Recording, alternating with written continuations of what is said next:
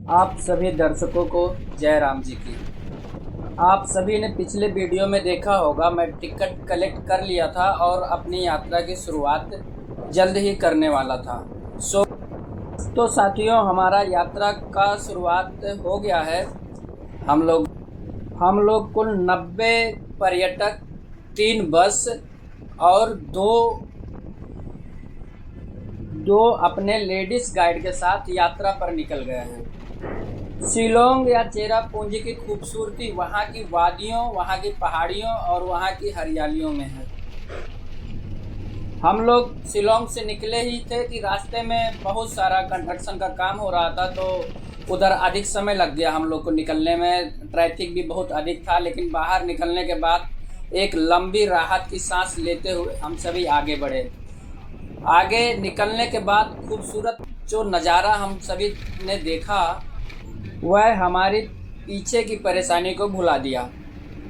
यात्रा में सबसे पहले हम सभी देखेंगे लेटलुंग घाटी, जो लगभग 23-24 किलोमीटर की दूरी पर पड़ता है शिलोंग शहर से। इसके बाद यदि पूरे दिन की यात्रा की बात करें तो इसमें रेनबो फॉल्स, नोहाक लाई, लेटलुम घाटी जो पहले ही पड़ेगा, उसके बाद Cherrapunji, Khasi hills, seven sister falls, Dainthlen falls और खास है इसमें माओ साई गुफा काफ़ी डरावना था और काफ़ी भीड़ भी था, और कुछ बुजुर्ग टाइप के लोग थे जिनका दम भी घुटने लग गया था, क्योंकि एक साथ काफ़ी संख्या में लोग गुफा के अंदर घुस गए थे। गुफा के अंदर का नज़ारा व गुफा में जाने का प्रोसेस जो भी है हम अगली वीडियो में दिखाएंगे, क्योंकि इसमें संभव नहीं है, वीडियो काफ़ी बड़ा हो जाएगा। इस यात्रा के दौरान हमारा अपना अनुभव काफ़ी अच्छा रहा और थोड़ा निराशाजनक भी रहा। हालांकि हमने जो शुरुआती नज़ारा देखा वो बिल्कुल ही खुश करने वाला था। बाकी अन्य जगहों पर जो हमारा स्टाफ, जहाँ जहाँ हमारा स्टाफ आता गया, वहाँ वहाँ हम थोड़ी देर के लिए निराश हुए और उसके बाद हमारी निराशा ख़त्म हो गई। ऐसा क्यों? क्योंकि हम जहाँ भी जिस भी व्यू पॉइंट पर पहुँचते थे वहाँ बहुत अधिक फॉग था, बहुत अधिक बादल जो है घेर रखे थे वहाँ की खूबसूरती को। लेकिन धीरे धीरे बादल फिर छटने लगते थे। वहाँ 10 मिनट, 15 मिनट या 20 मिनट हम प्रतीक्षा करते थे तो बादल छट जाता था और वहाँ की खूबसूरती हमें देखने को मिल जाती थी। ऐसा कहीं नहीं हुआ कि हमें निराश ही लौटना पड़ा, लेकिन हमें निराश करने के बाद ही हमारी निराशा खत्म हुई। हमारे साथ जो महिला गाइड थी वो बहुत अच्छे से हम सभी को बता रही थी कहाँ पर क्या है, कैसे है, किस तरह से घूमना है और हमें कितने समय घूमना है। और यदि ज़्यादा फॉग है, बादल है, बारिश है, तो वह समय को और बढ़ा देते थे, इससे कि हम सभी आराम से, अगर घूमने आए हैं तो बार बार आने की जगह तो है नहीं या बार बार आ नहीं पाएंगे, इसलिए उन्होंने थोड़ा बहुत कंप्रोमाइज़ किया। शिलोंग से निकलने के बाद जो चेरापूंजी की सड़कें थी काफ़ी अच्छी थी, ज़्यादा बुरा नहीं था। इसके अलावा मौसम भी बहुत खूबसूरत था। यहाँ एक ख़ास चीज़ पहाड़ियों में हम और जगहों पर उतना नहीं देख पाते, जैसे कि यहाँ पर देखे हैं कि जो क्रिसमस ट्री होता है सबसे अधिक यहाँ पर देखने को मिला। और इसके अलावा बांसों की पहाड़ी, मतलब ऐसी पहाड़ी जहाँ सिर्फ बांस ही बांस नज़र आ रहे हो, हम उसका भी वीडियो साझा करेंगे आप सभी से। यहाँ के लोगों का पहनावा, चाल चलन, बोली भाषा हमसे बिल्कुल ही अलग था। यहाँ भी मांस की दुकानें बिल्कुल दार्जिलिंग की तरह देखने को मिली, ज़्यादातर गोरू को मांस।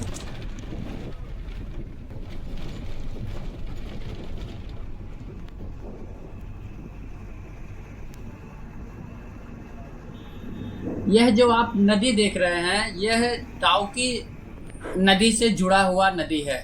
इधर का पानी भी काफ़ी खूबसूरत है, लेकिन बहुत नीचे होने के नाते से हम वीडियो में बेहतर दिखा नहीं पा रहे हैं। बाकी हमने देखा पानी बिल्कुल ही क्लीन था, जो डाउकी नदी से ही जुड़ा हुआ है, काफ़ी लोगों ने बताया और हमारे गाइड ने भी बताया। हमारी इस यात्रा में डाउकी नदी शामिल नहीं था। यदि हम चेरापूंजी का बुकिंग करते हैं तो हमें चेरापूंजी क्षेत्र का दिन भर का जो टूरिस्ट पैलेस है वो दिखाया जाता है।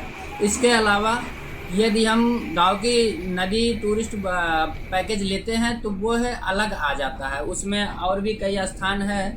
इसके अलावा वो है शिलोंग शहर के आसपास, जैसे कि डामियाम झील है और एलिफेंट फॉल है, शिलोंग व्यू पॉइंट है, डॉन बॉस्को संग्रहालय है, लेडी हैदरी पार्क है। इसके अलावा एक बहुत बड़ा चर्च भी है। तो इन सबको शामिल करके दिखाने वाले थे वह सभी।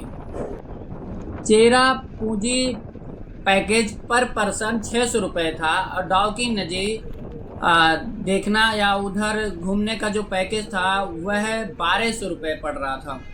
हालांकि उस 1200 रुपये में हम 2 दिन घूमते। एक दिन डाउकी नदी यात्रा होता जिसमें 7-8 पर्यटक क्षेत्र आ जाता और दूसरे दिन लगभग 3 बजे तक हमारा यात्रा होता जिसमें शिलोंग के आसपास की स्थान शामिल था। यह हमारा पहला स्थान है जिसे लेटलुंग घाटी और वहाँ का कुछ लोकल भी नाम है जिसे व्यूज पॉइंट के नाम से लोग कहते हैं। खैर इससे सुंदर पहाड़ियाँ हमने हिमाचल में भी देखे हैं और इससे ऊंची ऊंची हैं। यह भी काफ़ी खूबसूरत है। हिमाचल में और भी पेड़ पौधे और तरह के ज़्यादा नज़र आ जाते हैं। यहाँ क्रिसमस ट्री सबसे अधिक है।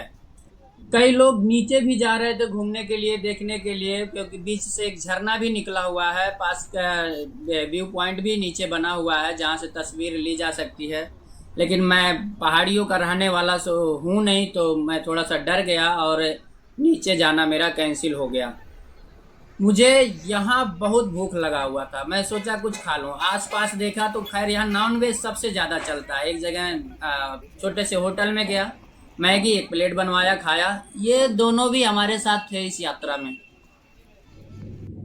एडिटिंग के दौरान इन दोनों का जिक्र इसलिए करना पड़ गया कि यह सबसे खास थे, सबसे अलग थे। यह मानो इंसानों के बीच रहते ही ना हों। इन्होंने बस में तो पहले मेरा साइड सीट छीनने का प्रयास किया, जो मैंने सीधे मना कर दिया।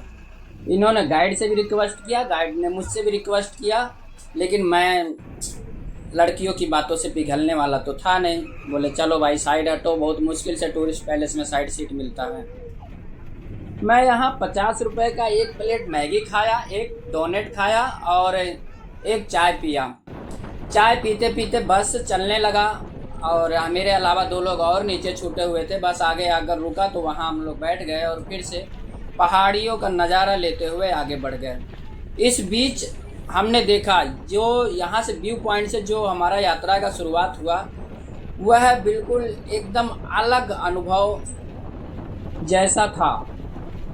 पूरा यात्रा पहाड़ी, घाटी, खाई और हरे भरे पहाड़ों के बीच जो बादल, भाई एकदम खूबसूरती बिखेर रहे थे। मेरे पास पर्सनल कैमरा था नहीं, मोबाइल से ही मैं रिकॉर्डिंग कर रहा था और पावर बैंक ले जाना भूल गया। ऐसे में एक अंदर डर बना हुआ था कहीं मोबाइल डिस्चार्ज हो गया, बैठ गया। हमने जाते जाते 2-3 टूरिस्ट पैलेस में ही हमारा बैटरी लगभग 30% आ गया था, 70 खलास। पहाड़ी बहुत घुमा है हमने, शायद इस मौसम में या ऐसे मौसम वाले स्थान पर नहीं घूमे।